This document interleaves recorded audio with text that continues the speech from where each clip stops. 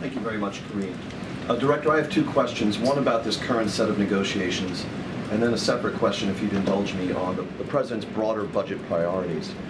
It seems to me in the context of these negotiations that the White House has been clinging to a fiction, which is that this deal only was negotiated on the basis of the federal discretionary spending, and that the President, who promised all along that he would never negotiate on the debt ceiling, didn't do so in these negotiations. That's false, right? The President and his team, you included, did negotiate on the actual debt ceiling itself and not just the federal discretionary spending, correct?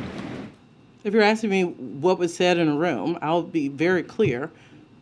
The debt ceiling was what did I say earlier? I don't like to use the word red line, but the debt ceiling had to be taken care of for a long period of time.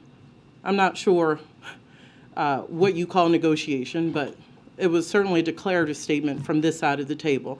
So maybe you call that negotiating.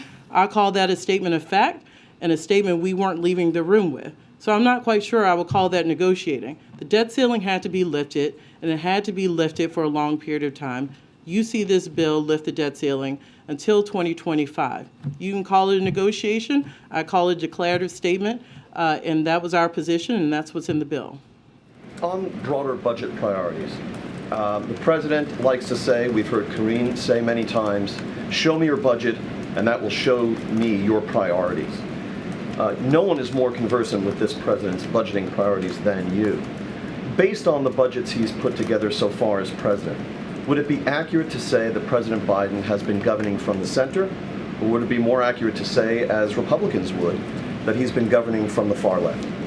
The President does his own politics. I'm his OMB director. What I will say is that his budgets absolutely show who he values. And it is working families in this country, it is the middle class in this country. This is a president who has put out a tax fairness system in all of his budgets. This isn't a new thing. This is the third budget this president has put out. The third time he has said the tax system in this country is not fair, and he means it. That's why you've seen billionaire minimum tax proposals. That's why you've seen him call for the corporate minimum rate to go up to 28.6%. It is not fair to ask working families in this country to bear the brunt. And by the way, that's not real deficit reduction. We have to have a fair tax system in this country. This president has put forth 3 budgets that have been very clear about his priorities there.